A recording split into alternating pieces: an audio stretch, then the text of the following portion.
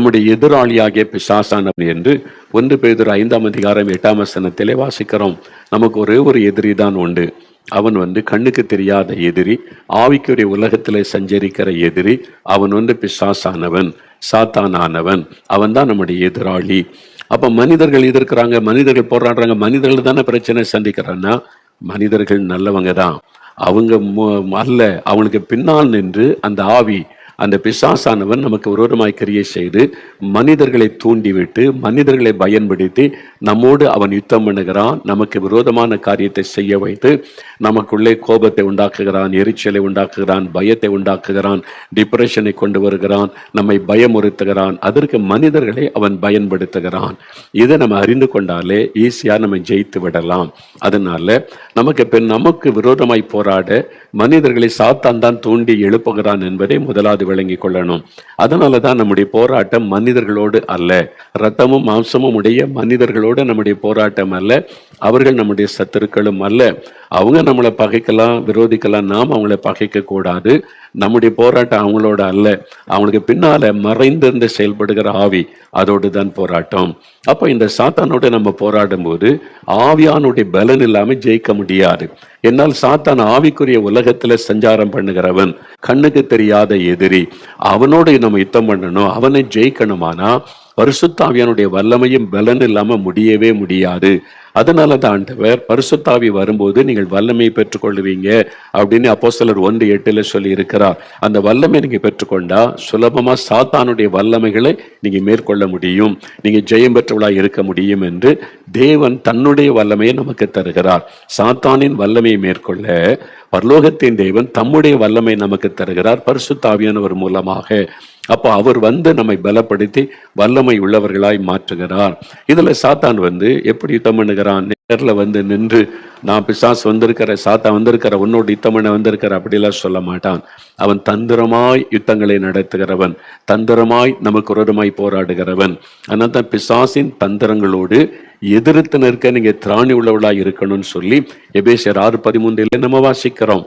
சாத்தானுடைய தந்திரங்கள் நமக்கு தெரியாதவைகள் அல்லவே என்று சொல்லி பவுல் அப்போஸ்தலன் அதை குறித்து நமக்கு தெரியப்படுத்துகிறார். அப்ப சாத்தான் தந்திரமா தான் செயல்படுவான், மறைந்திருந்து தான் செயல்படுவான். ஆனால் அந்த தந்திரத்தை வெளிப்படுத்துகிறவர் பரிசுத்த ஆவியானவர். அவனுடைய தந்திரங்களை அறிந்து நம்ம மேற்கொள்ளணும். அவனுடைய தந்திரங்கள் தெரிந்திருந்தால்தான் நம்ம மேற்கொள்ள முடியும். சாத்தான் எப்பவுமே ரகசியமாய் செயல்படுகிறவன், மறைவிடங்களில் இருந்து செயல்படுகிறவன். அதனால தான் மக்களை பாருங்க, கடவுள் நம்பிக்கை இல்லைன்னு சொல்றவங்க பிசாசாவது பேயாவது ஒண்ணும் கிடையாதுங்க. இந்த 21ஆம் நூற்றாண்டில் பேய் பிசாசுன்றீங்க, அதெல்லாம் நம்புவதில்லை. இதுவே பிசாசுடைய தந்திரம். பிசாசுன்னு ஒண்ணு இருக்கிறத நம்பினா கடவுள்னு ஒருத்தர் இருக்கிறான்றதை நம்பி ஆகணும். அதனால பேய் பிசாசு மேலே நம்பிக்கை இல்லை, அப்படிலாம் ஒண்ணு கிடையாதுங்க அப்படின்னு சொல்ல வைப்பதே சாத்தானுடைய ஒரு பெரிய தந்திரம். அப்போ சாத்தான் இப்படிதான் செயல்படுவான் தந்திரமாக. இதுல ஒரு ரட்சிக்கப்பட்ட கர்த்தருடைய பிள்ளைகளை கூட அவன் எப்படி ஏமாற்றிடுவான், வஞ்சிப்பான் என்பதை குறித்து கடந்த நாட்கள்ல நம்ம தியானித்தோம். எப்படி தாவீதை அவன் தூண்டி எழுப்பி தவறு செய்ய வைத்தான் என்பதை நம்ம தியானித்தோம்ல. சரி, இப்போ இன்றைக்கு ஒரு முக்கியமான காரியத்தை நம்ம பார்க்க போறோம். என்ன தெரியுமா? சாத்தான் நம்மளை மோதி சேதம் உண்டாக்கி நம்மளை முடக்க முதல்ல போராடுவான். அவனால முடியல, டைரக்டா நம்மளோட மோத முடியல, ஜெயிக்க முடியல. இங்க ரொம்ப விவரமா இருக்கிறாங்க, ஜெபிக்கிறாங்க, ஆவியில ஸ்ட்ராங்கா இருக்கிறாங்க, இவங்களை என்னால ஜெயிக்க முடியல, இந்த வீட்டுக்குள்ள நுழைய முடியல, இந்த சபைக்குள்ள நுழைய முடியல, இந்த ஊழியத்துக்குள்ள நுழைய முடியல, இவனுடைய வாழ்க்கையை என்னால டச் பண்ண முடியல அப்படின்னு சொன்ன உடனே அவன் இன்னொரு காரியத்தை தந்திரமா செய்வான். என்ன செய்வான்னு தெரியுமா? நேர ஆண்டவரிடத்துல போவான். பரலோக ராஜ்யத்துல சாத்தானுக்கு ஒரு உரிமை கொடுக்கப்பட்டு இருக்கிறாரு. தேவனுக்கு முன்பாக போய் நின்று பேசக்கூடிய அளவிற்கு இந்த லூசிஃபர் என்கிற சாத்தான், பழைய பாம்பாக்கிய வலு சிற்பம் அப்படி சொல்றல, தேவதூதனா இருந்து தள்ளப்பட்டவன். ஏன்னா அவன் அங்கிருந்தானே இருந்து பழக்கப்பட்டவன். அவனுக்கு ஆண்டவர் பெர்மிஷன் தந்திருக்கிறார் போல. அதனால நேர கர்த்தருக்கு முன்னால போய் நிற்கிறான். கர்த்தரிடத்துல போய் நின்று அவருடைய உள்ளத்துக்குள்ளே ஒரு தூண்டுதலை உண்டாக்கி மனிதர்களை சேதப்படுத்தி அழிப்பதற்கான திட்டத்தை கொண்டு வருகிறவன். இதுக்குள்ள அவனுடைய தந்திரம் இருக்கிறது. யோபுடைய சரித்திரத்துல அதை பற்றி வாசிக்க முடியும். இயேசு கிறிஸ்துவும் அதை குறித்து சொல்லுகிறதை, சீஷரோடு சொல்லுகிறதை பார்க்க முடியும். இதை நாம் இன்றைக்கு தியானித்து அறிந்து கொள்ளணும். யோபுடைய சரித்திரம் எடுத்துக்கொள்ளுங்க. யோபுடைய சரித்திரம் 1ஆம் அதிகாரம் பழைய ஏற்பாட்டில் 634வது பக்கம் எடுத்துட்டீங்களா? அதுல யோபுடைய சரித்திரம் எழுதப்பட்டிருக்கிறது. அவர் ஊத்ஸ் என்கிற தேசத்தில் வாழ்ந்த ஒரு பெரிய செல்வந்தர், பெரிய பணக்காரர், பெரிய கோடீஸ்வரர். ஆனால் கர்த்தர் மேல ரொம்ப அன்பும் ஒரு விசுவாசமும் வைத்திருந்தவர், கர்த்தருக்கு பயந்து நடந்தவர், பாவத்துக்கு இடம் கொடுக்காதபடி பொல்லாப்புக்கு விலகி ஜீவித்த ஒரு மனிதர். அப்ப அவருடைய வாழ்க்கையில ஆண்டவர் அவருக்கு நல்ல குடும்பத்தை கொடுத்த 7 குமாரர் 3 குமாரத்திகள், மாத்திர சொத்துக்கள், ஒட்டகங்கள், ஏர் மாடுகள் அப்படின்னு சொல்லி அவருக்கு இருந்தெல்லாம் பாருங்க. 7000 ஆடுகள், 3000 ஒட்டகங்கள், 500 ஏர் மாடுகள், 500 கழுதைகள், மிகுதியான மிருக ஜீவன்கள், திரளான பணிவிடைக்காய் வேலைக்காரங்களே 100கணக்காக இருக்கிறாங்க. எல்லாத்தையும் பராமரிக்கணும்ல. ஆட்டு மந்தை, மாட்டு மந்தை, ஒட்டக மந்தை, நிலங்கள், எங்க பார்த்தாலும் சொத்து பெருகி இருக்கிறது. ஆண்டவர் ஆசீர்வதித்திருக்கிறார். அதனால வேலைக்காரிகள்லாம் நிறைய இருக்கிறாங்க. செல்வ சீமானாய் வாழுகிறார். சாத்தான் பார்க்கறான், இந்த யோபு ஆண்டவர் ஆசீர்வதிச்சுக்கிட்டே இருக்கிறாரு.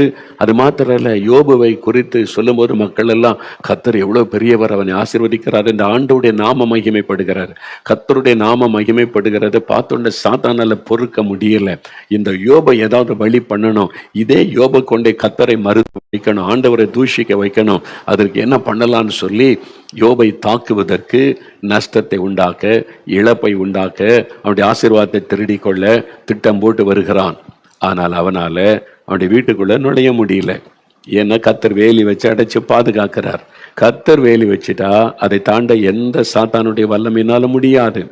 1000 மந்திரவாதிகள் ஒண்ணு சேர்ந்தா கூட அதை உடைச்சிட்டு உள்ள போகவே முடியாது. கர்த்தருடைய பாதுகாப்பு அவ்வளவு ஸ்ட்ராங் ஆனது. யோபுவையும் பாருங்க, இந்த வசனம் என்ன சொல்லுது? 10வது வசனத்துல, யோபு 1:10 சாத்தான் சொல்றான் கர்த்தர்கிட்ட போய் என்ன சொல்றான்? நீர் அவனையும் அவன் வீட்டையும் அவனுக்கு உண்டான எல்லாவற்றையும் சுற்றி வேலி அடைக்கவில்லையோ? நீங்க அவனை வேலி அடைச்சு பாதுகாக்கிறீங்க அப்படின்னு சொல்றான். அப்போ என்ன அர்த்தம்?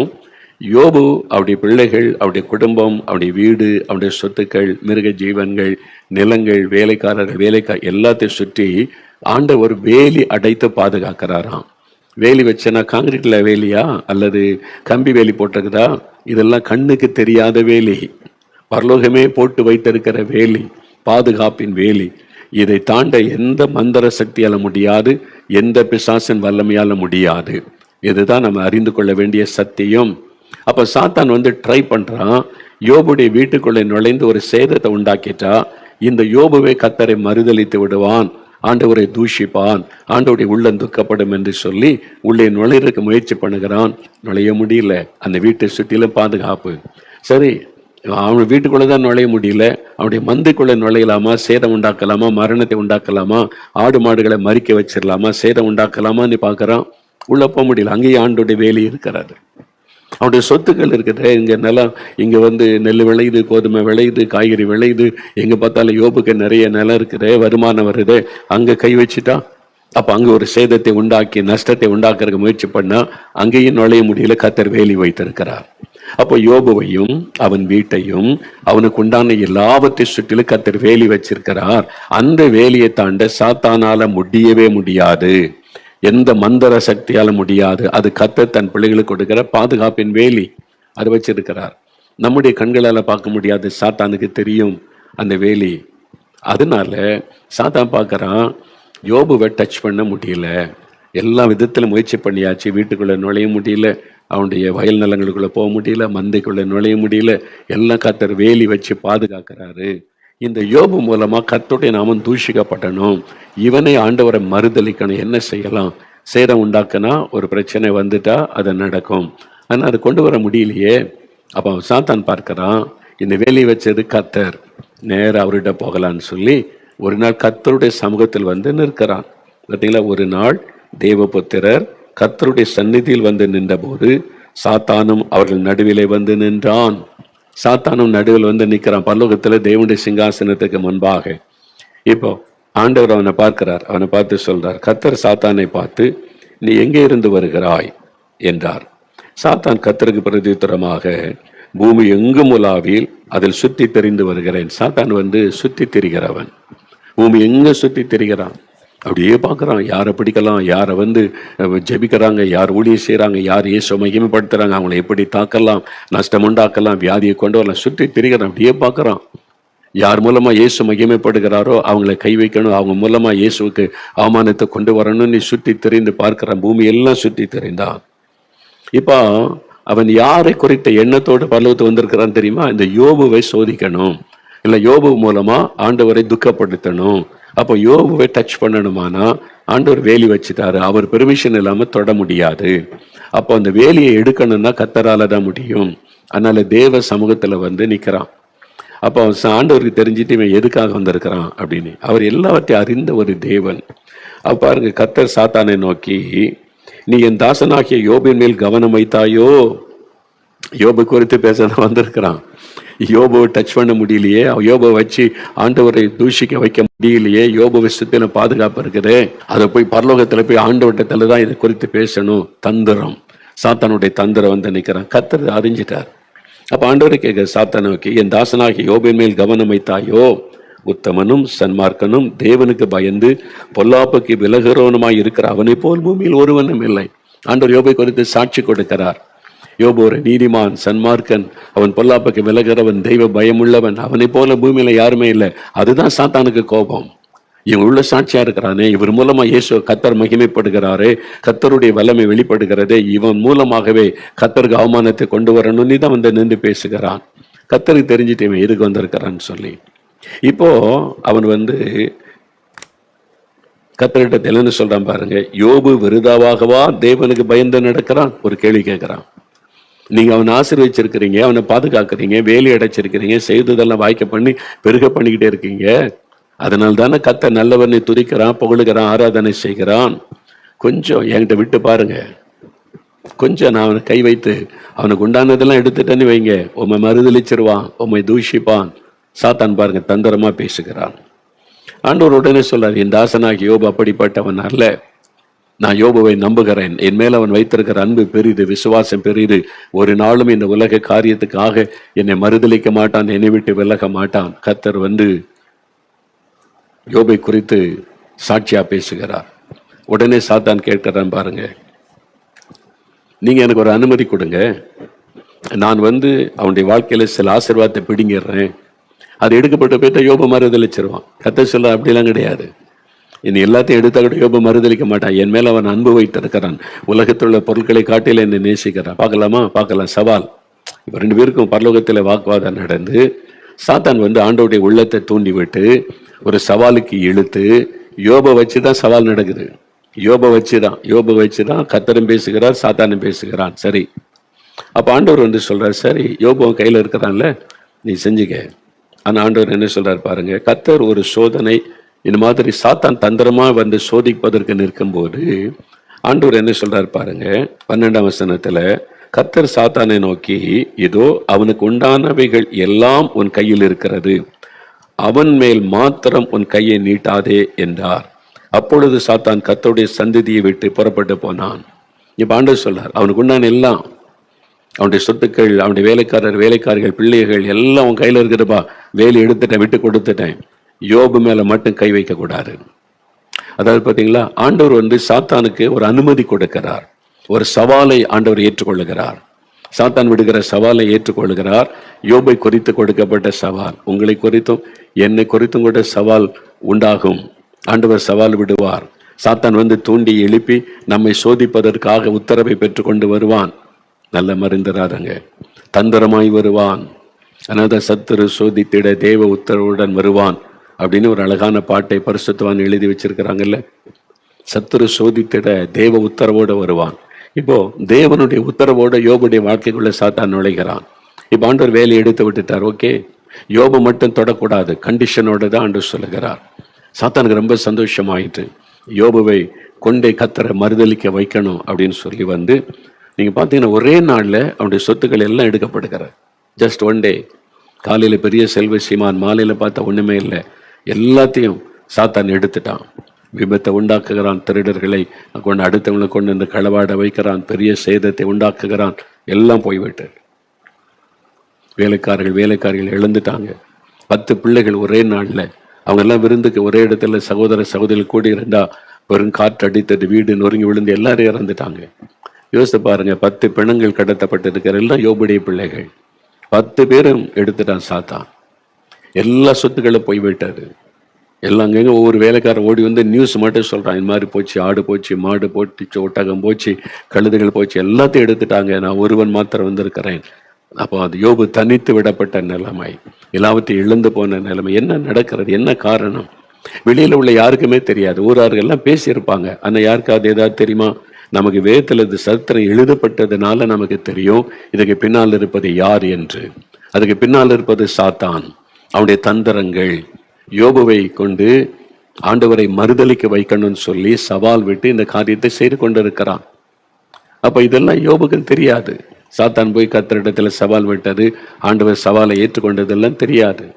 ஆனா யோபு என்ன சொல்றாரு பாருங்க, கர்த்தர் கொடுத்தார், கர்த்தர் எடுத்தார், கர்த்தருடைய நாமத்திற்கு ஸ்தோத்திரம். அப்படியே பிசாசுக்கு மூஞ்சில் அரைஞ்ச மாதிரி யோபுடைய வார்த்தை. சாத்தான் தந்திரமா வந்தா யோபு நேரடியாக ஜெயித்து விட்டார். பிசாசு வெட்கப்பட்டு போகும்படி அவர் ஆண்டவரை துதித்தார். கர்த்தர் கொடுத்தார், கர்த்தர் எடுத்தார், கர்த்தருக்கு ஸ்தோத்திரம். சாத்தானுக்கு மகிமை கிடையாது. என் கர்த்தர் தான், அவருடைய சித்தம் இல்லாம தொட முடியாது. கர்த்தர் பெர்மிஷன் கொடுத்தனால தானே சாத்தான் எடுக்க முடிஞ்சது. சாத்தானை வந்து எடுக்க முடியலையே, எடுக்க முடியாது. அதனால தான் சொல்ல, கர்த்தர் கொடுத்தார், கர்த்தர் எடுத்தார், கர்த்தருடைய அனுமதி இல்லாம எடுக்கப்பட முடியாது. இப்ப ஆண்டவருடைய உள்ள மகிழுகிறத பாருங்க. அப்ப ஆவிக்குரிய உலகத்துல நடக்கிற ஒரு சம்பவம் இருக்கிறது. ஆண்டவருக்கும் சாத்தானுக்கும் இடையே நடைபெறுகிற சில சவால்கள், போட்டிகள். அதுல இடையில மாட்டிக்க போறது யார் தெரியுமா? நம்ம தான். நம்ம இதை புரிந்து கொள்ளணும். இந்த சாத்தானுடைய தந்திரத்தை அறிந்து கொள்ளணும்னு கர்த்தர் விரும்புகிறார். நிறைய பேருக்கு இது தெரியாததுனால சில போராட்டம், நஷ்ட இழப்பு வந்தோடனே அப்படியே ஃபெடப் ஆயிடுறாங்க, டிப்ரெஷன் ஆயிடுறாங்க, ஊழியத்தொட்டு போயிடுறாங்க, கர்த்தரை விட்டு பின் வாங்கிடுறாங்க. ஆனா இந்த சத்தியத்தை நீங்க அறிந்து கொண்டீங்கன்னா வீறு கொண்டு எழும்பி சாத்தானை நீங்க ஜெயிப்பீங்க, மேற்கொள்ளுவீங்க. அதனால்தான் அதை குறித்து ஆண்டவர் உங்களோடு பேசுகிறார். இப்ப யோபுடைய சரித்திரத்துல பாருங்க, யோபுக்கே தெரியாது ஆவிக்குரிய மண்டலத்துல என்ன நடக்குது. சாத்தான் வந்து கர்த்தரிடத்துல பெர்மிஷன் வாங்கிட்டு வந்திருக்கிறார், இதெல்லாம் ஒண்ணு யோபுக்கே தெரியாது. அவன் நேச்சுரலா நடக்கிறது போலதான் எல்லாம் நடக்கிறது. அப்போ யோபு வந்து அந்த சூழ்நிலையிலையும் கர்த்தரை மறுதலிக்கல, ஆண்டவருக்கு நன்றி சொல்லுகிறார்.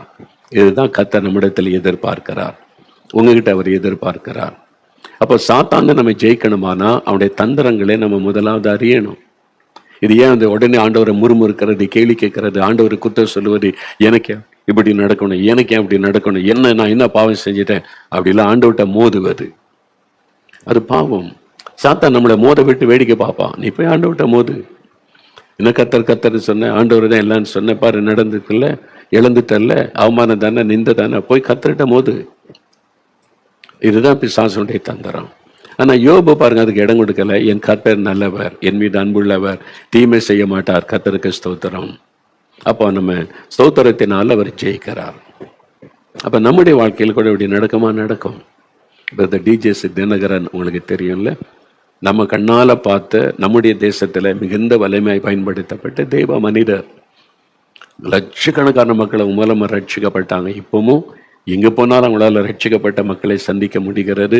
அவங்களே சொல்லுவாங்க, பிரதர் தினகரன் அவங்க கூட்டத்துல தான் நான் ரட்சிக்கப்பட்டேன், இயேசுவை ஏற்றுக்கொண்டேன்னு சொல்லக்கூடியவங்க பல லட்சங்கள் இருக்கிறாங்க.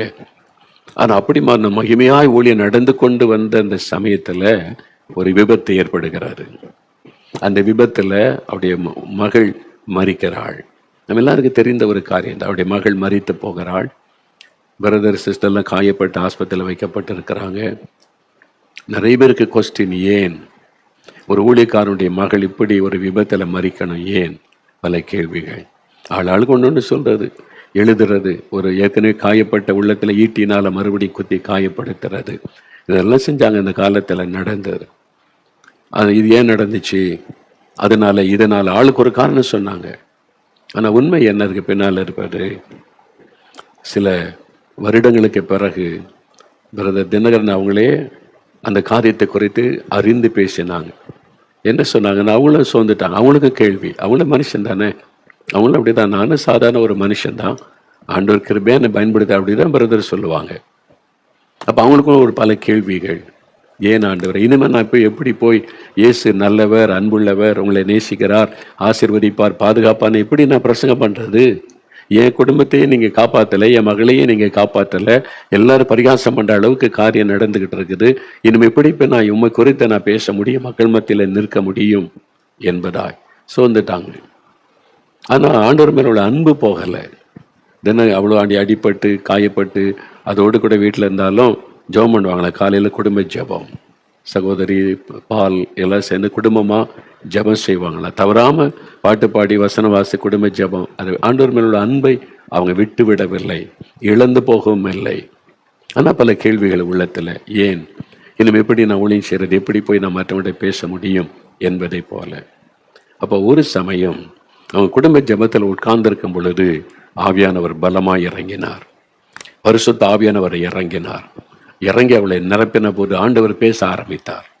ஆவியானவர் மூலமாக தானே அவர் பேச ஆரம்பித்தார். அவர் சொன்னார், என் மகனை தினகரன், சாத்தான் வந்து என் சமூகத்தில் நின்று உன்னை குறித்து சவால் விட்டான். ஆண்டவர் தெளிவாய் என்ன நடந்தது என்பதை அன்றைக்கு தான் ஆண்டவர் பேசினார். சாத்தான் என் சமூகத்தில் வந்து நின்று யோபை குறித்து சவால் விட்டதை போல என்னிடத்தில் உன்னை குறித்து சவால் விட்டான். ஏன்னா உன் மூலமாய் திரள் கூட்ட மக்கள் ரட்சிக்கப்படுறாங்க. என் பக்கம் வர்றதுனால சாத்தானால பொறுக்க முடியல. அவன் உன்னை தாக்குவதற்கு, உன் குடும்பத்தை தாக்குவதற்கு முயற்சி பண்ணி அவனால முடியல. ஜெபங்கள் பாதுகாக்கிறது, ஜனங்கள்லாம் ஜெபிக்கிறாங்க, அதை வைத்து உனக்கு பாதுகாப்பு கொடுத்திருக்கிறேன். உன் பிள்ளைகளையோ உன் குடும்பத்தையோ உனக்கு உண்டான எதையும் சாத்தானால தொட முடியல. அதனால சாத்தான் என்னிடத்துல வந்தான். வந்து கர்த்தரிடத்துல வந்து என்ன கேட்டானா, நீங்க அவனுக்கு எல்லா வசதி செஞ்சு கொடுத்து பாதுகாப்பு கொடுத்து எல்லா விதமான ஆசீர்வாதம் தந்திருக்கிறீங்க. அதனால அவர் இயேசு நல்லவர்னு, அன்புள்ளவர், மனதுருக்கம் உள்ளவர்னு உலகெல்லாம் பிரசங்கம் பண்றாரு. ஒரு இழப்பு வந்துட்டா உமா மறுதளிச்சிருவாரு. இயேசுவாவது ஒண்ணாவது, அவ்வளவுதான், ஊழியமே முடிஞ்சிடும் அப்படின்னு சொல்லி சவால் விட்டான். அப்ப ஆண்டவர் சொன்னார், இல்ல, என் தாசனை பற்றி எனக்கு தெரியும். என் தாசன் என் மேல அன்பு வைத்திருக்கிறார். அவன் வந்து என்னை மறுதளிக்க மாட்டான். அவன் என் மேல ரொம்ப அன்பும் பாசத்தோட ஊழியம் செய்கிறான். உலக நன்மைக்காக செய்யல, அவனுக்கு மேல அன்புனாலதான் ஊழியம் செய்கிறான். மறுதளிக்க மாட்டான், என்னை விட்டு விலக மாட்டான். சாத்தான் சொன்னா, இல்ல, அவர் மகளை ரொம்ப நேசிக்கிறார்ல. ஆமா, ஒரே மகள், ஒரு மகன், ஒரு மகள். அந்த மகளை ரொம்ப அந்த மகளை எடுக்கிறதுக்கு எனக்கு அனுமதி தாரும். அவளை எடுத்துட்டு அவ்வளவுதான், சோர்ந்துருவார், ஊழியமே செய்ய மாட்டார், பிரசங்கமே பண்ண மாட்டார், முடங்கிடுவார். பாருங்க, சாத்தான் சவால் விட்டான். ஆண்டவர் சொன்னார், இல்ல, ஒரே மகளை எடுத்தாலும் என் ஊழியத்தை என் மகன் செய்வான். என்றால் தன் மகளை விட என்னை அவன் நேசிக்கிறான், அதை விளங்க பண்ணுவான், செய்வான். இல்ல, அப்படி இல்லை, வாக்குவாதம். ஆண்டவருக்கு சாத்தானுக்கு நடக்கிறார். எப்படி யோபு சரித்திரத்தில் இருக்கிற பேசுறாங்கல்ல, அதே மாதிரி. அப்ப என்கிட்ட விடுங்க, அவங்களை என் கையில கொடுங்க, உங்களுடைய மகளை எடுக்க உத்தரவு கொடுங்க. ஆண்டவர் சொன்னார், சரி, ஓகே, நீ மகளை மட்டும் எடுக்கலாம், என் ஊழியக்காரியை தொடக்கூடாது. அதனால அவ்வளோ பெரிய விபத்துல காயங்களோடு அவங்க தப்பிச்சாங்க. மகள் மாத்திரம் எடுத்துக்கொள்ளப்பட்டாள். அதுக்கு மேல இவங்க பாதிகள் சில பாதிப்பு ஏற்பட்டது, சரியாகிவிட்டது. அந்த மகள் மாத்திரம் எடுத்துக்கொள்ளப்பட்டாள். இப்ப ஆண்டவர் அந்த இறங்கி வந்து தினகரனோடு சொல்லுகிறார், என் மகனே, சாத்தான் வந்து சவால் விட்டான் உன்னை குறித்து. நான் அதை ஏற்றுக்கொண்டேன். ஏற்றுக்கொண்டதுனால நான் அனுமதி அவனுக்கு ஒரு அனுமதி கொடுத்தேன், உன் மகளை எடுத்து கொள்வதற்கு. நீ சோர்ந்து போக மாட்ட, என்னை மறுதளிக்க மாட்ட, நீ முன்ன விட அதிகமா என் நாமத்தை மகிமைப்படுத்த ஊழியம் செய்வ அப்படின்னு சவால் விட்டு இருக்கிறேன். உன்னை குறித்து நான் சாத்தாடத்துல சவால் விட்டு இருக்கிறேன். அதனாலதான் உனக்கு இந்த இழப்பு ஏற்பட்டது, இந்த மரணம், இந்த இழப்பை நீ சந்தித்தாய். நான் உன்னை நம்புகிறேன், என் மகனை, உன்னை நான் நம்புகிறேன். இனி என்னை வெட்கப்பட விட மாட்டாய் என்று உன்னை நம்புகிறேன். அந்த நம்பிக்கையில தான் நான் சவால் விட்டேன்.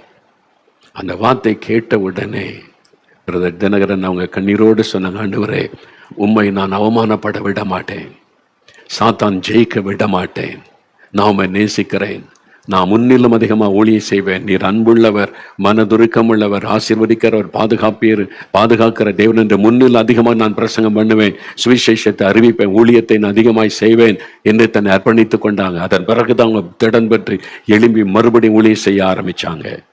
அப்ப ஏன் இந்த மரணம் நடக்கிறது, ஏன் இந்த இழப்பு வருகிறது? ஆவிக்குரிய உலகத்திலே ஒரு காரியம் நடக்கிறது. சாத்தான் ஆண்டவருடைய சமூகத்தில் போய் நின்று தெய்வ பிள்ளைகளை குறித்து சவால் விடுகிறான், உத்தரவு கேட்கிறான். அப்படி ஆண்டோடைய உத்தரவு இல்லாம தொட முடியாது. நல்லா அறிந்து, கர்த்தருடைய உத்தரவு இல்லாம தொட முடியாது. நான் அதை விசுவாசிக்கிறேன். சாத்தான் வந்து என்னை தொடணும், எனக்கு ஒரு ஆபத்தை உண்டாக்கணும், எனக்கு அழிவு உண்டாக்கணுமானா பரலோகத்தின் அனுமதி இல்லாம செய்யவே முடியாது. என்னால் அவர் எனக்கு பாதுகாப்பு தருகிறார். நம்முடைய ஜெபம், நமக்காக மற்ற மக்கள் ஜெபிக்கிற ஜெபம் பாதுகாப்பான வேலியாக அது இருக்கிறது.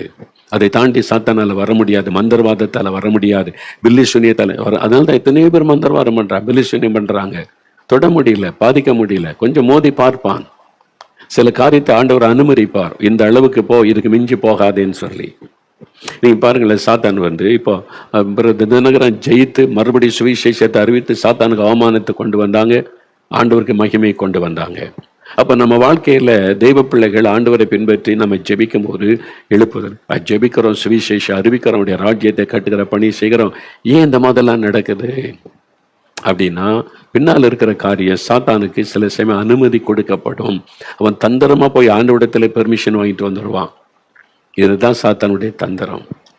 ஆனா யோபு பாருங்க, அதை ஜெயித்துட்டார். இப்போ தோத்துட்டானா, ஒரு முறை சாத்தான் தோத்துட்டான். இப்போ அவன் மறுதளிப்பான்னு சொல்ற, கர்த்தர் சொல்றார் மறுதளிக்க மாட்டான்னு சொல்றார்.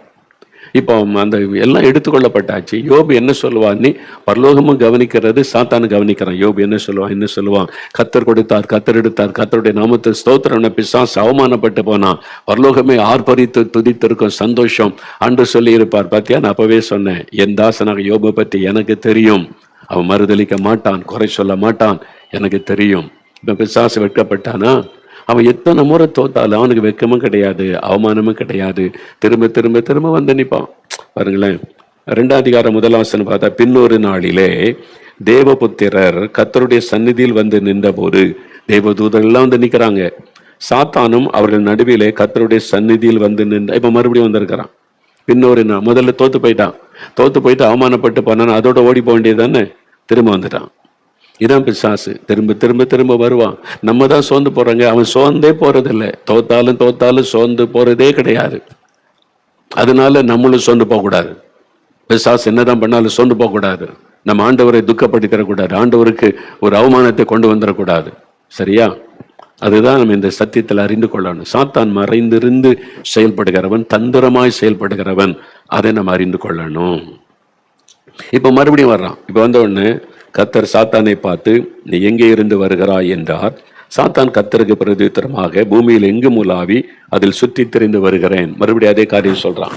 அப்பொழுது கர்த்தர் சாத்தானை நோக்கி, நீ என் தாசனாகிய யோபின் மேல் கவனம் வைத்தாயோ? உத்தமனும் சன்மார்க்கனும் தேவனுக்கு பயந்து பொல்லாப்புக்கு விலகுகிறவனுமான மனுஷனாகிய அவனை போல பூமியில் ஒருவனும் இல்லை. இப்ப எதுக்காக திருப்பி வந்திருக்கிறான்றது கர்த்தர் அறிஞ்சிட்டார். மறுபடியும் யோபை குறித்து பேசதான் இவன் வந்திருக்கிறான் அப்படின்னு அறிந்து கொண்டனால ஆண்டவரை பேசுகிறார். என்ன சொல்றாரு, முகாந்தரம் இல்லாமல் அவனை நிர்மூலமாக்கும்படி நீ என்னை ஏவின போதிலும் அவன் இன்னும் தன் உத்தமத்திலே உறுதியாய் நிற்கிறான் என்றார். சாத்தானே, நீ தான் ஏவின, என்ன சவால் விட்ட, முகாந்தரமே இல்லை, ஒரு காரணம் இல்லை, அவன் தப்பே பண்ணல, பாவமே செய்யல, ஆனா அவனை நீ வேதனைப்படுத்தவும் அவனை நிர்மூலமாக்கும்படி என்னை நீ ஏவின. நான் சவாலை ஏற்றுக்கொண்டேன், ஆனாலும் அவன் இன்னும் தன்னுடைய உத்தமத்திலே உறுதியா நிற்கிறான். பாத்தியா? ஆண்டவர் சந்தோஷமா சொல்றார். பிசாசு தோல்வியை ஒத்துக்கவே மாட்டான். பார்த்துக்கிடுங்க, தோல்வியை ஒத்துக்கவே மாட்டான். பிசாசு இருக்கானே, தோத்து போனவன் தோல்வியை ஒத்துக்க மாட்டான். அவன் தான் ஜெயித்த மாதிரி பேசுவான். பார்த்தீங்களா, உலக நாடுகளே பாருங்களேன், சில லீடர்ஸ் எல்லாம் ஃப்ராட் பண்ணி ஏமாத்தி தாங்கள் வெற்றி பெற்றதாக, அங்கே அந்த தேர்தலில் வெற்றி பெற்ற மக்கள் சப்போர்ட்லாம் எனக்கு தான் இருக்கிற மாதிரி வீரம் பேசுவான். நல்லா பார்த்தீங்கன்னா தோத்து போனவங்க, நிறைய சர்வாதிகாரி ஆட்சி பண்ணவெல்லாம் பாருங்களேன், நிறைய நாடுகள் அப்படிதான். உனக்கு உலகம் முழுதுமே இந்த மாதிரி ஃப்ராட்டுத்தனம் பண்றவங்க தான் பெருகி கொண்டே இருக்கிறாங்க. ஆனால் ஒத்துக்கவே மாட்டாங்க. பாருங்களேன், பேசுவாங்க பார்த்தீங்களா, இவன் லஞ்சம் வாங்கி இவன் மேலே வழக்கு வச்சு பெரிய கேஸ் இருக்கும், ஆனால் நாங்கள் ஆட்சிக்கு வந்தால் லஞ்ச வார்த்தை ஒழிப்போம் அப்படின்னு வீரமாக பேசுவாங்க. அவன் வைக்கமே இருக்காரு. பார்த்துருக்கீங்களா நீங்கள்? அரசியல்வாதிகளுக்கு வைக்கமே இருக்காரு. இப்போ அவன் ஊழல் பண்ணி ஃப்ராட்டுத்தனம் பண்ணி கோடிக்கணக்காக சொத்து வச்சு அது கேஸ் நடந்துக்கிட்டே இருக்கும், அங்கே மாட்டிக்கிட்டு முடிப்பான், அதுக்கு அடிமையாக இருப்பான். ஆனால் மேடையில் பேசும்போது பார்த்தா நான் வந்துட்டா எல்லாமே ஊழலை ஒழிப்பேன், லஞ்சத்தோடு. இவன் லஞ்சம் வாங்கி ஃப்ராட்டுத்தனம் பண்ணி தான் மாட்டிக்கிட்டு முடிக்கிறான். ஆனால் அதை பற்றி பேச வைக்கமே இருக்கா. ஏன்னா அதான் சாத்தானுடைய சுபாவம், வைக்கமே பட மாட்டான். பார்த்துக்கிட்டுங்க, இதை நான் பார்க்குறோன் பாருங்க. பிசாசுக்கு வைக்கமே கிடையாது. அவன் நான் ஃப்ராடுத்தனம் பண்ணாலும் அவன் ஜெயித்த மாதிரி தான் பேசுவான். இதுதான் அவனுடைய, தோத்தாலும் தோல்வியை ஒத்துக்க மாட்டான். அதனால தான் சாத்தான் பாருங்களேன், சாத்தான் கர்த்தருக்கு பிரதியுத்தரமாக, தோலுக்கு பதிலாக தோலையும் தன் ஜீவனுக்கு பதிலாக தனக்கு உண்டான எல்லாவற்றையும் மனுஷன் கொடுத்து விடுவான். ஆனாலும் நீரும் ஒரு கையை நீட்டி அவன் எலும்பையும் அவன் மாம்சத்தையும் தொடுவீரானால் அப்பொழுது அவன் உமது முகத்துக்கு எதிரே உமை தூஷிக்கானோ பாரும். மறுபடியும் சவால் விடுறான். சொத்துக்களை எடுத்துட்டீங்க, பிள்ளைகளை எடுத்துட்டீங்க, கத்தர் கொடுத்தார், கத்தருக்கு ஸ்தோத்திரம்னு சொல்லிட்டான். அவனுடைய சரீரத்தை தொட்டா, சரீரத்துல வேதனை வந்துட்டா எந்த மனிதனை மறுதளிச்சிருவான், எலும்பையும் சதையும் தொட்டா அவ்வளவுதான் அப்படின்ற மாதிரி மறுபடியும் தூண்டுறான். அப்பொழுது கத்தர் சாத்தானை நோக்கி, இதோ அவன் உன் கையில் இருக்கிறான். சாத்தான் கையில் ஒப்பு கொடுக்கிறார் ஆண்டவர். எதுக்கு? சோதிக்கிறக்கு ஒப்பு கொடுக்கிறார். ஆனாலும் அவன் பிராணனை மாத்திரம் தப்ப விடு. அவனுடைய ஜீவனை உன்னால் எடுக்க முடியாது, நீ தொடக்கூடாது. சரீரத்தை தாக்கலாம், அவனுடைய ஜீவனை உயிர் எடுக்க முடியாது. கர்த்தர் ஒரு வரையறை கொடுக்கிறார். சாத்தானை அனுமதிச்சாலும் தேவன் ஒரு வரையறை கொடுத்து தான் அனுமதிப்பார். எந்த அளவு நம்மளை தாக்கலாம், எந்த அளவு நம்முடைய வாழ்க்கைக்குள்ளே பிரச்சனை உண்டாக்கி நமக்கு விரோதமாய் காரியம் செய்யலான்னு. அதனால அதான் என்னுடைய விசுவாசம். அதனால தான் நம்ம பயப்பட, கர்த்தரை அனுமதிக்கிற அவ்வளவுதான் அவனால வர முடியும். அது வரைக்கும் வரட்டுமே, பார்க்கட்டுமே, நம்ம அதுக்கு மத்தியில கர்த்தரை துதிச்சு கொண்டே இருப்போம், அவ்வளவுதான். அது சொல்லுவான், 4 பேரை வச்சு யூடியூப்ல நான் திட்டுனா இவன் பேசுறதை அடங்கிரும், எழுப்பலை பத்தி பேச மாட்டான், ஆண்டவரை பத்தி பேச மாட்டான், முடங்கி போயிடுவான். சரி பேச வை, அவன் அதான் பேச வைக்கிறான். ஃப்ராடுத்தனம் பண்றவங்களையும் பரிகாசக்காரங்க பைபிள் இருக்குல்ல, அதெல்லாம் பிசாசுடைய சுபாவம். சகோதரர்கள் மீது குற்றம் சாட்டுவது, பரிகாசம் பண்ணுவது, ஆவிக்குரிய காரியம், இதெல்லாம் வசனத்தை வச்சு பரிகாசம் பண்ணதெல்லாம் பிசாசின் சுபாவம். பேச வச்சிருவான். நம்ம ஏற்கனவே பார்த்துட்டல, என்ன வேணாலும் பேசுப்பா, என்ன வேணாலும் திட்டுப்பா, நான் ஜெபம் கொண்டே இருப்பேன், எழுப்புதலை பார்ப்பேன், கர்த்தருடைய ஊழியத்தை சேவனை செஞ்சுக்கிட்டே வச்சிருக்கிறார்ல அவருக்கு. இதெல்லாம் பிசாசு பண்ணுகிற ஒரு விஷயம். அது பிசாசு தான் அந்த ஆட்களை எழுப்பி செய்ய வைப்பாரு. பாருங்க, நிக்கிறான்ல சாத்தான், நிக்கிறான்ல, சொல்றான்ல, சரீரத்தை தாக்கிட்டா உம்மை மறுதளிச்சிருவான். கர்த்தர் உடனே சொல்ற, ஓகே, ஜீவனை தொடாத, ஒரு லிமிட், அவ்வளவுதான், அதுக்கு மேல போக முடியாது. கர்த்தர் செக் வச்சிருவார். இப்போ சாத்தான் கர்த்தருடைய சந்நிதி விட்டு புறப்பட்டு யோபின் உள்ளங்கால் தொடங்கி அவன் உச்சந்தலை மட்டும் கொடிய பருட்களால் அவனை வாதித்தான். யார் வாதித்தது? சாத்தான். எப்படி ஒரு தேவ மனுஷனை தொட முடியும்? கர்த்தர் அனுமதிச்சிட்டார். எதை அறிந்து கொள்ளணும்? கர்த்தர் அனுமதி இல்லாம தொட முடியாது. கர்த்தருடைய அனுமதி இல்லாம வியாதியை கொண்டு வர முடியாது. கர்த்தருடைய அனுமதி இல்லாம ஒரு நஷ்டத்தை, இழப்ப, பிரச்சனையை சாத்தான் கொண்டு வர முடியாது. கர்த்தர் வேலி வச்சிருக்கிறார்ல, அதை தாண்டி எல்லாம் வர முடியாது. கர்த்தர் அனுமதிச்சாதான். அவர் எந்த அளவு அனுமதிக்கிறார் அந்த அளவு தான் சாத்தானால வர முடியும். இதை நல்லா புரிந்து கொள்ளுங்க. அதனால என்ன போராட்டம் வரட்டும், நிந்தை, நெருக்கம், உபத்திரவம் எது வரட்டும், சோர்ந்து போகாதுங்க, டிப்ரெஷன் ஆயிட்டுன்னு சொல்லாதுங்க. தேவ பிள்ளைகளுடைய வாயில இந்த வார்த்தையெல்லாம் வரக்கூடாது. என்ன வேணாலும் நடக்கட்டும், ஆண்டவரை துதிக்க பழகுங்க. கர்த்தருக்கு தெரியாம எதுவும் நடக்கல, கர்த்தருக்கு தெரியாம எதுவும் வரல, கர்த்தருக்கு ஸ்தோத்திரம், கர்த்தருக்கு ஸ்தோத்திரம் துதிக்க ஆரம்பிங்க. பிசாசு வெட்கப்பட்டு போவான். அவன் நம்மை வைத்து இயேசுவை அவமானப்படுத்த விரும்பி தான் போராட்டத்தை கொண்டு வருகிறான். நம்மை வைத்து இயேசுவுக்கு துக்கத்தை கொண்டவன் அவமானப்படுத்த செய்யறான். நீங்க அவனை எதிர்த்து நீங்க தைரியமா நின்று ஆண்டவரை மகிமைப்படுத்தி பிசாசு அவமானப்படுத்தி வெட்கப்படுத்தணும். அதுக்கு தான் நம்ம அழைக்கப்பட்டிருக்கிறோம். நீங்க ஆண்டவர் ஏன் எனக்கு இப்படி பண்ணாரு, நான் என்ன பாவம் செஞ்சேன், எனக்கு என்ன இப்படி நடந்துச்சு, இது பேச நான் சாத்தான் கை தட்டி சரிப்பா, வந்துட்டே மாத்தி பாத்திட்டீங்க, பாத்தீங்க ஆண்டவர் இப்படிதான் அப்படின்னு சொல்லி இயேசுக்கு அவமானத்தை கொடுக்காருங்க. என்ன நடந்தால் என் கர்த்தருக்கு தெரியாம எதுவும் எனக்கு நடக்க முடியாது. கர்த்தருக்கு ஸ்தோத்திரம், நன்மைக்கு எதுவாய் நடக்கிறது. ஆண்டவரை துதிங்க, பரலோக சந்தோஷப்பட, ஆண்டவர் மகிழ்ச்சி அடைவா, சாத்தான் வெட்கப்பட்டு போவான். இதுல தான் கவனம் செலுத்தணும். சாத்தானை நீங்க ஜெயிக்கணும். எப்படி ஜெயிக்கிறது? தந்திரத்தை அறிந்து கொண்டு நீங்க ஜெயிக்கணும். நீங்க பாருங்க, சாத்தான் இப்படிலாம் உத்தரவு பெற்றுக்கொண்டு வருவானா? லூக்கா எழுதின சுவிசேஷம், பரிசுத்த லூக்கா எழுதின சுவிசேஷம் 22ஆம் அதிகாரம் எடுங்க. ரொம்ப முக்கியமான விஷயம். ஆண்டவர் இதெல்லாம் பழைய ஏற்பாட்டில் சொன்னதுங்க அப்படின்னு சொல்லி, பழைய ஏற்பாட்டில் சொன்னதுல பல காரியங்கள் புதிய ஏற்பாட்டுக்கும் பொருந்தும், இப்போ வரைக்கும் உள்ளதற்கும். சில காரியம் பொருந்தாது. அது யூத மக்களுக்கு, அந்த ஜனங்களுக்கு கொடுத்த காரியம் நாம் அறிந்து கொள்வதற்கு நமக்கு எழுதப்பட்டிருக்கிறது. அதே சமயத்துல நாமும் அறிந்து அதன்படி வாழணும்னு பல சத்தியங்கள் எழுதப்பட்டிருக்கிறது. அவைகளை அறிந்து கொள்ளணும். புதிய ஏற்பாட்டில் எங்க இருக்கு அப்படின்னா இருக்குது. லூக்கா 22ஆம் அதிகாரம் 31, 32 வசனம் பாருங்க.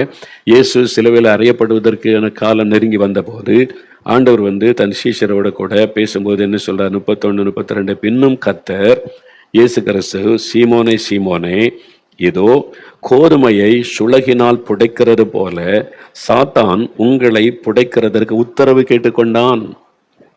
அல்ல பாருங்க, வசனத்துல இருக்கு. இயேசுவோடு கூட சீஷர்கள் இருக்கிறாங்க, எல்லாத்தையும் விட்டுட்டாங்க, படகை விட்டுட்டாங்க, வேலையை விட்டுட்டாங்க, குடும்பத்தை விட்டு இயேசுவோட 3.5 ஆண்டு காலம் பிரயாணப்படுறாங்க. இவங்களை வச்சுதான் உலக எழுப்புதலுக்கு சுவிசேஷமயமாக்குவதற்கு தேவன் திட்டம் வச்சிருக்கிறார். சாத்தான் இதெல்லாம் பார்க்கிறான், இயேசுவை குறிவைத்து தாக்கி பார்க்கிறான், அவருக்கு விரோதமான ஆட்களை எழுப்புகிறான், மதவாதிகளை எழுப்புகிறான், அவரை திட்டுகிறாங்க. என்ன செஞ்சாலும் குறை சொல்றாங்க, அற்புதம் செஞ்சா குறை, பேசினா குறை, என்ன செஞ்சாலும் குறை சொல்லி இயேசுவை குற்றப்படுத்தி அவரை மனமடிவாக்கணும், அவரை டிப்ரெஷனுக்கு கொண்டு வந்து ட்ரை பண்றாங்க. எல்லாத்தையும் அவர் ஜெயித்து கொண்டு போய் கொண்டே இருக்கிறார். இப்ப பாக்குறாங்க, இயேசுவோடு கூட இருக்கிற ஆட்களை பாருங்க, அவங்கள வச்சு இயேசு வந்து தனிமைப்படுத்தி அவரை டிப்ரெஷனுக்குள்ள ஆக்கிடலாம், முடைக்கலாம்னு சொல்லி உடனே அவங்க வந்து கர்த்தர்கிட்ட திருப்பி பேசுறான், இயேசுகிட்ட போய் பேசுறான் சாத்தான். 12 பேரை கூட வச்சிருக்கீங்களா, அந்த தைரியத்துல தானே நீங்க சிலுவையை சந்திக்கிறதுக்கு ஆயத்தமாகறீங்க. 12 பேர் கூட இருக்காங்களா, அவங்க துணை இல்லாம உங்களால முடியுமா? அவ்வளவு பேரும் ஓடி போயிடுவான். நீங்க அவரை நம்பி கொண்டு இருக்கீங்க. இல்ல நான் தெரிந்து கொண்டவங்க, எங்க பிதா தெரிந்து கொண்டவங்க 12 பேரும், அவங்க ஓடலாம் மாட்டாங்க, அவங்க சுவிசேஷத்தை அறிவிப்பாங்க. நீங்க தான் சொல்லணும், நம்பி கொண்டிருக்கணும். இவங்களை என்கிட்ட விட்டு பாருங்க, ஒரு நாள் எனக்கு ஒரு சான்ஸ் கொடுங்க, நான் நிரூபிச்சு காமிக்கிறேன். ஓடிடுவானுங்க, மறுதளிச்சிருவாங்க.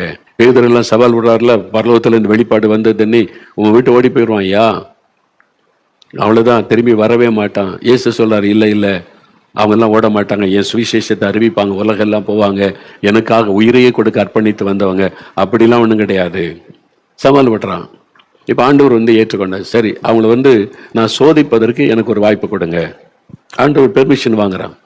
நீங்க பாரு, உத்தரவு கேட்டுக்கொண்டான். சாத்தான் உங்களை புடைக்கிறதற்கு உத்தரவு கேட்டுக்கொண்டு கர்த்தரிடத்துல பெர்மிஷன் வாங்கி தான் நடக்கிறாரு. கெத்செமனே தோட்டத்தில் அதான் நடக்கிறார். எல்லாம் விட்டு ஓடி போறாங்க, அதான் நடக்கிறாரு. அதுல சாத்தானுடைய குறி யார் மேல அதிகமா? பேதுரு மேலதான் குறி. ஏன்னா அவனை வச்சுதான் சபையை கட்டுவேன்றார் ஆண்டவர். உன்னை கொண்டு இந்த காரியத்தை செய்வேன், உன் மூலமாய் செய்வேன். அவன் தான் மூத்த ஒரு அப்போஸ்தலன். அதனால அவனை வச்சுதான் நிறைய திட்டங்களை கர்த்தர் பிளான் பண்ணி வச்சிருக்கிறது சாத்தானுக்கு தெரியும். அதனால சாத்தான் வந்து தான் பேதுருவை தான் டார்கெட் பண்றான். எல்லாரையும் அவன் குறி வச்சாலும் பேதுரு மேலதான் அவனுடைய குறி இருக்கிறது. அதனால இப்போ கர்த்தர் என்ன சொல்ற, சீமோனே அவன்கிட்ட தான், பேதுருகிட்ட தான் பேசுறாரு ஆண்டவர். இதோ கோதுமையை சுளகினால் புடைக்கிறதை போல சாத்தான் உங்களை புடைக்கிறதற்கு உத்தரவு கேட்டுக்கொண்டான், பெர்மிஷன் கேட்டுக்கிட்டான். என்கிட்ட விடுங்க, இவன் எவ்வளவு தூரம் உங்களை நேசிக்கிறான், விசுவாசிக்கிறான், நான் காமிக்கிறேன், இவங்களை நம்பிக்கிட்டு இருக்கீங்கல்ல, இல்லை அப்படின்னு கர்த்தர் சொல்ல, இல்லை நான் அவனை நம்புறேன், என் கூட 3 வருஷம் இருந்திருக்கிறாங்க, என்னை நேசிக்கிறாங்க, அவங்க வந்து நான் கொடுத்த பொறுப்பை நிறைவேற்றுவாங்க, இல்லை என்கிட்ட கொடுங்க அப்படின்னு உத்தரவு கேட்கிறான்.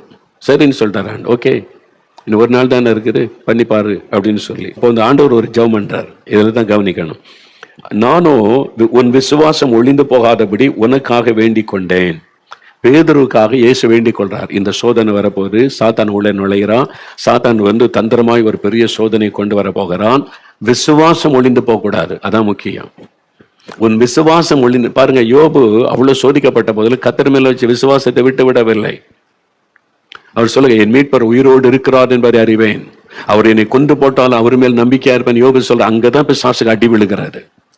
சாத்தான் சோதிப்பது எங்கதான், நீங்க அவரை மறுதலிக்கணும், அவனை இயேசுக்கு மறுதலிக்கணும்ன்றதான் சாத்தானுடைய எதிர்பார்ப்பு. நீங்க சொல்ல, என் இயேசு நல்லவர், நன்மை செய்கிறவர், உயிரோடு இருக்கிறார், என்னோடு இருக்கிறார், அதை சொல்ல சொல்ல சொல்ல பிசாசுக்கு வெட்கம், பிசாசுக்கு அவமானம், பிசாசுக்கு அடி விழும்.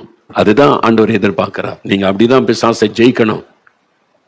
இங்க பாருங்க, ஆண்டவருடனே உன் விசுவாசம் ஒளிந்து போகாதபடிக்கு நான் வேண்டிக் கொண்டேன். அதனால தான் உபத்திரப்படுறவங்களுக்கு நம்ம என்ன வேண்டிக் கொள்ளணும், விசுவாசத்தை விட்டுறக்கூடாது. ஆண்டவரே, விசுவாசத்தில் உறுதியா இருக்குன்னு செபிக்கணும்.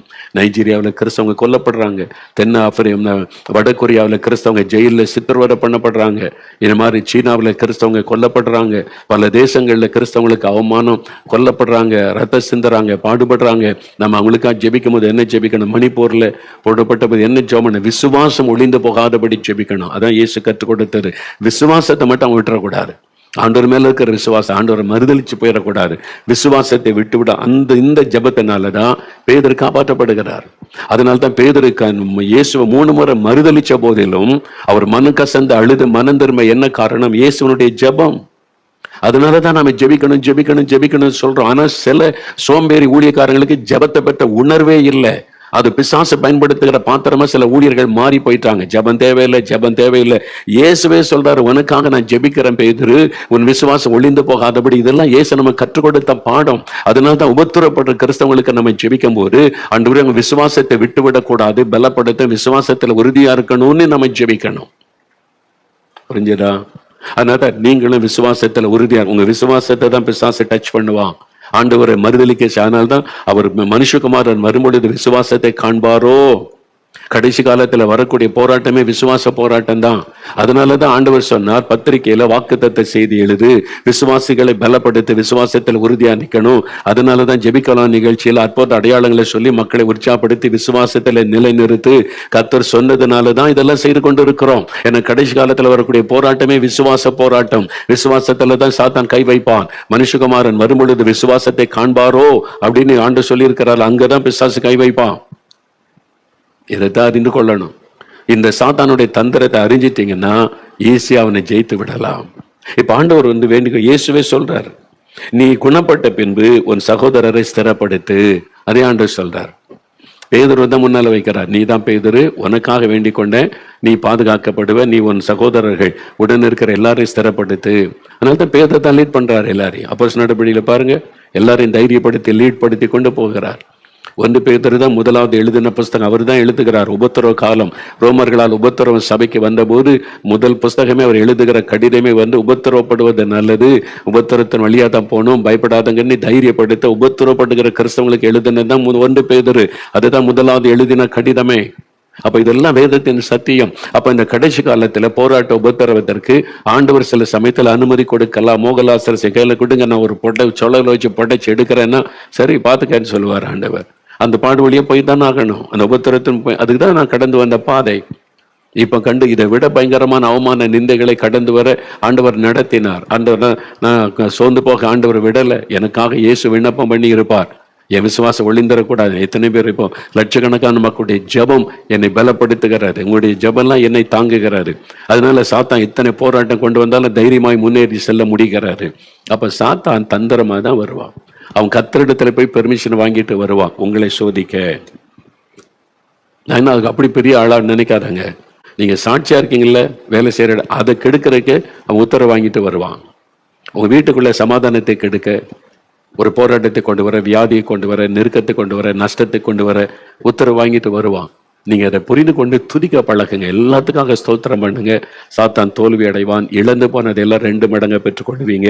நீங்க அவமானப்படுத்தப்பட்ட இடத்துல உயர்த்தப்படுவீங்க. ஆண்டவர் இயேசு பேதுருக்காய் ஜெபிச்சதுனால அவர் மனம் கசந்து அழுத மனம் திரும்பி மறுபடியும் கர்த்தருக்கு எழுந்து பிரகாசிக்கிற ஒரு சூழ்நிலை வந்தது. காரணம் இயேசுடைய ஜெபம். அதனால தான் நாம இப்படி ஜெபிக்கணும். அதனால இந்த நாள்ல யோசித்து பாருங்க, சாத்தானுடைய தந்திரங்களை குறித்து ஒரு முக்கியமான காரியத்தை கற்றுக் கொடுத்திருக்கிறார். நேரடியா பிசாசு மோதுவான். அவனால நம்ம தொட முடியல, டச் பண்ண முடியல, சேதப்படுத்த முடியலன்னா கர்த்தரிடத்துல போய் உத்தரவு வாங்கி கொண்டு வருவான். ஆண்டவர் சில சமயத்துல நம்மீது வைத்த நம்பிக்கையில அதுக்காக தினமும் அவனால சோதிக்க முடியாது. 1 முறை 2 முறை அவ்வளவு. அதுக்கு பிறகு யோபுடைய வாழ்க்கையில சாத்தானுக்கு இடமே இல்லை. அவ்வளவுதான், கெட் அவுட். இதுக்கு மேல வராத. 2 முறை சோதிச்சாச்சு, என் பையன் மகன் ஜெயிச்சுட்டா இதுக்கு மேல பக்கமே வராதுன்னு சொல்லி அதுக்கு பிறகு சாத்தான அனுமதிக்கலையே ஆண்டவரே. அதனால அவ்வளவுதான், ஒரு குறிப்பிட்ட. அதனால டெய்லி விசுவாசம் வந்துகிட்டே இருப்பான், செய்தி சோதிச்சுக்கிட்டே இருக்கிறதுக்கு ஆண்டவர் அனுமதி கொடுப்பார். அப்படிலாம் கொடுக்க மாட்டார் ஆண்டவர். அதனால பயந்துறாருங்க, தைரியமா இருங்க. இந்த நாள்ல சொல்ல, இன்னைக்கு அதனாலதான் எனக்கு இந்த போராட்டமா, நான் இவ்வளவு ஜெபிச்சும் கர்த்தரோடு இருந்து ஏன் எனக்கு இந்த போராட்டம், இந்த நெருக்கனை கலங்கி கொண்டு இருந்தேன், பின்னால சாத்தான் இவ்வளவு தந்திரமா செய்யறானா, இனி நான் முறுமுறுக்க மாட்டேன், சோர்ந்து போக மாட்டேன், கர்த்தரை துதிப்பேன். துதிக்க ஆரம்பிங்க, ஜெயிச்சிருவீங்க. சாத்தான் தோத்துருவான், இழந்து போனதை திரும்ப பெறுவீங்க. சூழ்நிலையை நீங்க துதிக்க ஆரம்பிச்ச உடனே அட்மாஸ்பியரே மாறிடும். இப்ப இருக்கிற போராட்டம் எல்லாம் விலகிறோம். அதுக்குதான் ஆண்டவர் காத்து கொண்டிருக்கிறார். துதிக்கிறீங்களா? அப்படியே வலதுகர முயத்துங்க, வலதுகர முயத்துங்க. ஆண்டவரே, எல்லா போராட்டங்களுக்காய் ஸ்தோத்திரம், எல்லா நெருக்கங்களுக்காய் ஸ்தோத்திரம், எல்லா உபத்திரவங்களுக்காய் ஸ்தோத்திரம், எல்லா விதமான நஷ்டங்களுக்காய் ஸ்தோத்திரம், எனக்கு வந்திருக்கிற நிந்தைகள், அவமானங்கள், போராட்டங்களுக்காய் ஸ்தோத்திரம், ஸ்தோத்திரம். சாத்தான் எத்தனை விதமான போராட்டங்களை கொண்டு வந்தாலும் நான் துதித்து கொண்டே இருப்பேன். உம்முடைய சித்தத்திற்கு நான் அர்ப்பணித்துக் கொண்டே இருப்பேன். ஒரு நாள் சாத்தான் எதிர்பார்க்கிற காரியத்திற்கு நான் இடம் கொடுக்க மாட்டேன். முறுமுறுப்புக்கோ, கேள்வி கேட்பதற்கோ, உம்மை தூஷிப்பதற்கோ இடம் கொடுக்க மாட்டேன். பொல்லாத பிசாசினுடைய தந்திரங்களை இயேசுவின் நாமத்தில் நான் ஜெயிக்கிறேன். இயேசுவின் நாமத்தில் நான் மேற்கொள்ளுகிறேன். இதோ இயேசுவின் நாமத்தில் எனக்கு ஜெயம் கொடுக்கிற தேவனுக்கு ஸ்தோத்திரம், ஸ்தோத்திரம், ஸ்தோத்திரம். இயேசுவின் நாமத்தில் நான் ஜெயம் எடுக்கிறேன். இயேசுவின் நாமத்தில். ஆமென், ஆமென்.